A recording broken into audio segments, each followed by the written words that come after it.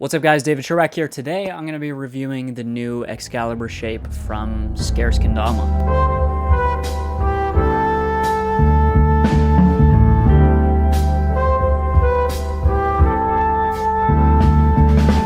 Now this is the first ever full factory produced kendama from Scarce. They're coming in at $45 for the sticky clear, which is what I have, and $55 for the quad clear. So the first thing you're gonna notice looking at this kendama is just kind of the aesthetic of it all. To me, it's one of the better looking kendamas recently. The tama design has this kind of beautiful purple to pink kind of sky with those kind of silhouette California palm trees. And then it splits to a kind of natty 30% portion of the tama. This is a 62mm beach tama. This isn't the biggest bevel I've played. It's a little bit smaller than the Lock Studios Deadbolt X, but it's still big enough for all your new gen tricks. We move down to the Ken here, which is full maple. Again, this is the Excalibur shape. You got tons of engravings on here. You got the Scarce on the top of the big cup. You got some really cool engravings in both of the big cups. And yes, I said both of the big cups because these cups are the same size. Now, there's been companies to do this in the past, but this is the first time that I've ever had one of these kendamas. So there's no small cup. Both of these cups, same size. I'll go into detail about that a little bit later and kind of how it affects play. But yeah, you have some beautiful engravings, the eye with the palm trees, the teeth with the palm trees coming out. Really bringing together this kind of sunny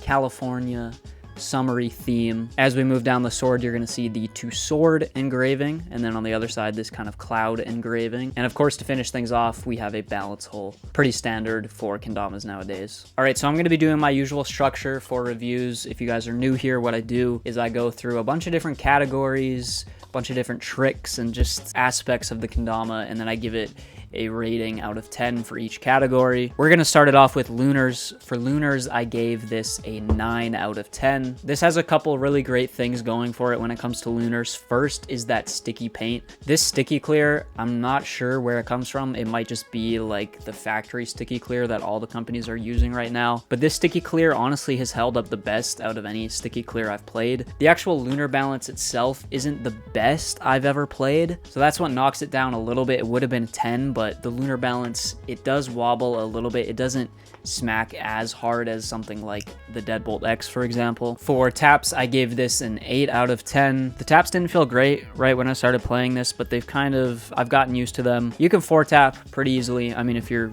consistent with those.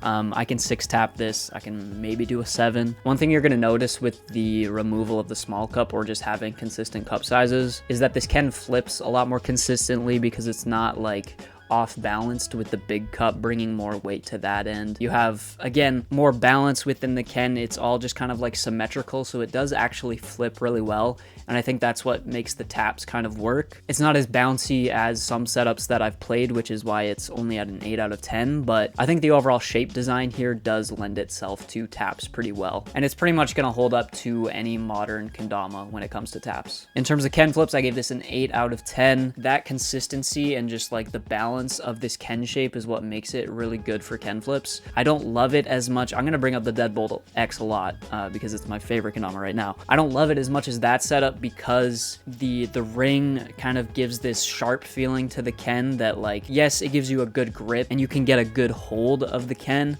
but in terms of just like overall feel, it kind of hurts after a little bit and it just doesn't feel as great as it could when it comes to doing Ken flips. For stalls, I gave this a 7 out of 10. I think this is the weakest aspect of this kendama. Now, you do have a beach tama, so I feel like it should be soft enough of a wood to kind of lock in, but to me, like, the cup rims aren't as wide as I would like. Honestly, you can do rings on this a lot better than the Deadbolt X, for example, but I don't know, something about it, it slips off really easy for me. It doesn't really grip as well as I would like it to. Stalls are still doable, of course, but I feel like this is just, it's kind of where it lacks the most. In terms of slings, I gave this a 9 out of 10. This thing slings like crazy. I mean, I suck at slings, but I can do trip sling on this really easily.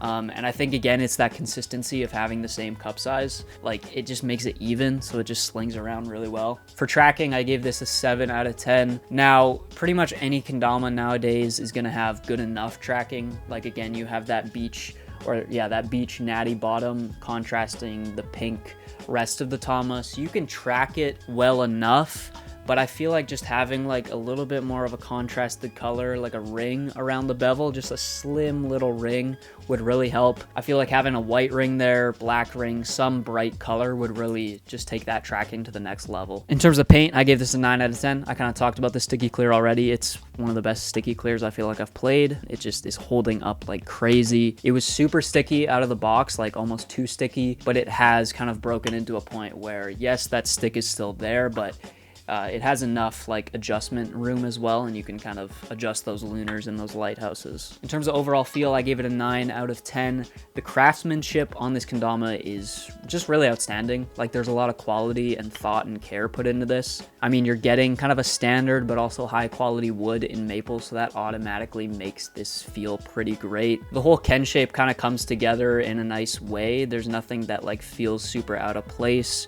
While maybe I don't prefer this super sharp ring anymore, it does kind of work more as kind of a balance between a more traditional shape and a shape that's like super good for taps and flips and new gen stuff. And again, aesthetically, this thing just looks amazing in my opinion. Scarce has one of the coolest like art directions and just aesthetics and stylistic choices out of any company right now.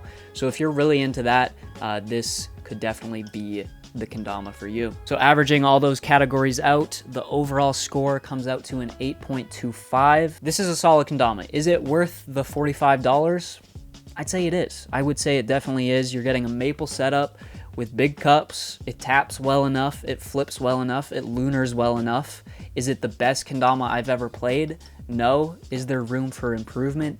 Yes. But again, for that $45 price point, this is definitely a worthwhile kendama to check out. If you're looking for a dama that just like kind of does everything pretty well, it doesn't like super excel at one category, but it's just kind of like a nice well-rounded kendama, this might be the one for you. So yeah, those are my thoughts on the Scarce Kendama Excalibur shape. These drop the day I'm filming this, Friday, so if you guys are interested, make sure to go pick one up. I'll leave a link in the description down below. Huge thank you once again to Dylan from Scarce for sending these kendamas out. Let me know your thoughts on this dama if you've copped one or if you've had any Scarce damas in the past. And yeah, make sure to leave a like, subscribe, and I will see you guys in the next video. Peace out.